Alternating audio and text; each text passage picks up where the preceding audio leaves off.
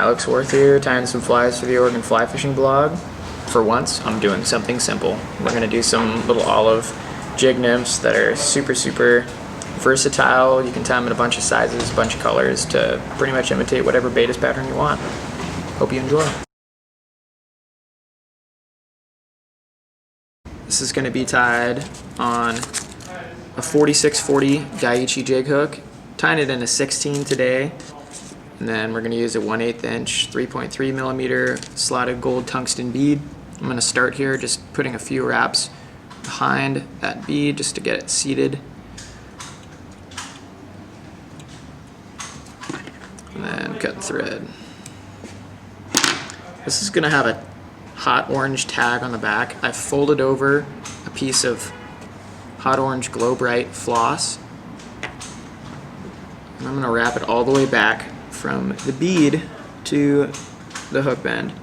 I'm going to go 2 or 3 wraps here and then just pull those tags down just so I don't have to cut them, trim them. And then I'm going to wrap this with touching wraps all the way back to the hook bend, and then I'm going to double back up to the hook point. Back to the hook bend, and then I'm going to double back up to where the thread is going to be resting, right at the hook point. Perfect. And then what I'm going to do here is I'm going to take this Glow Bright floss that's doubled over, and I'm going to wrap backwards a little bit into the bend. Maybe 3 wraps back there, looks pretty good. And then we're going to bring it back up to where the thread is resting.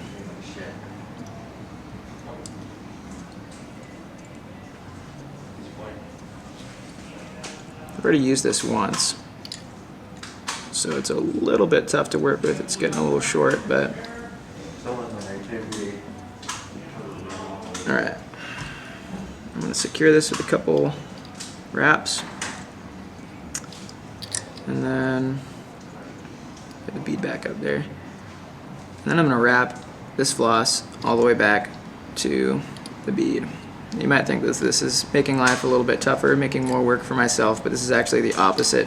By getting the floss wrapped all the way in there in the underbody, it's going to make my job of forming a nice taper with the final fly much easier.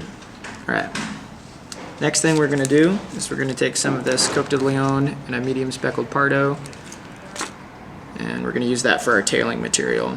So I'm just going to take maybe 4 or 5 fibers here and trim them free from the stem.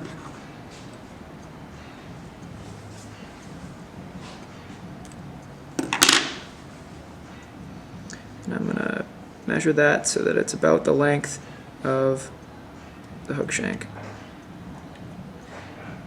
A couple loose wraps here, and then just reseat that on top. What I'm going to do here is use my hands, use my fingers to keep those fibers on the top of the hook shank.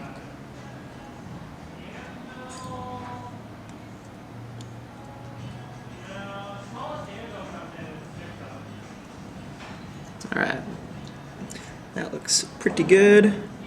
And then next thing I'm going to do here is wrap in my tinsel. This is going to be Micro Flashabou Opal Mirage in 1/100th. And I'm going to wrap this into the near side of the hook shank. Loose wraps, 2 of them. And then pull that Micro Flashabou so that it's going to sit flush with the bead when I finish that up. And then we're going to wrap all the way up with touching wraps to the bead. I'm going to trim off the butts here.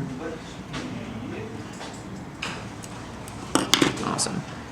And then just to make this body a little flatter and a little bit more even, less bumpy, I'm going to spin my thread counterclockwise, which unwinds it and flattens it out. I'm going to go all the way back down to the point and then wrap all the way back up. You don't have to flatten out the underbody. I just like to do it. You're going to end up covering this whole thing in either resin or super glue anyways, so it doesn't make a huge difference. 2/3 of the way down now, and then 2/3 of the way back up. And then lastly, we're gonna go 1/3 of the way down and then 1/3 of the way back up. That 3/3, 2/3, 1/3 deal, it just helps to form a little bit of a taper in the body. So next, I'm gonna take this flashabou. I'm gonna wrap it nearly touching wraps here, pretty close to one another, all the way up to the bead. This is really the kicker with this fly. This is what makes it so fishy. This stuff is so incredibly visible in the water. If you fish a lot of flies with this stuff in it, a lot of patterns with this stuff in it, like the possum bugger, you can see those sometimes like on the Mackenzie in the summer. You can see them on the bottom of the river like 6 or 8 feet down. They're just so incredibly reflective. All right. Last thing we're going to do here, and the reason this isn't a true perdigon, is I'm going to take some dubbing and form a little collar. We're using UV Tracer Squirrel Flash Dub. This stuff is just awesome. You can really use whatever you want.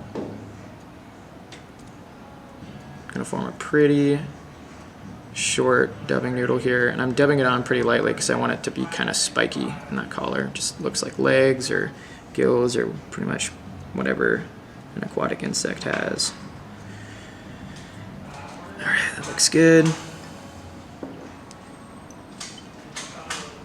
And then a few turns in the whip finish here. And do, oh, come on.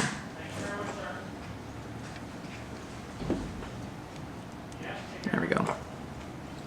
And one more 2-turner. I'll use my bodkin this time so it doesn't get all jacked up. Awesome. And then cut the thread. Last little thing I'm going to do here is take some super glue. Get those fibers out of the way. Take some super glue and just put it on that body. I'm going to take my bodkin and just move it around, all the way around on the body. This just helps for durability's sake, and I actually find that it'll pop that flashabou out a little bit as well. But we're all good. I took a while tying it just because I was explaining all the steps along the way, but you can crank these out in like 5 or 6 minutes and get a whole box full of them in a bunch of different colors. Great beta imitation. You can tie it in 12 through 18, whatever you want to do. Hope you enjoyed.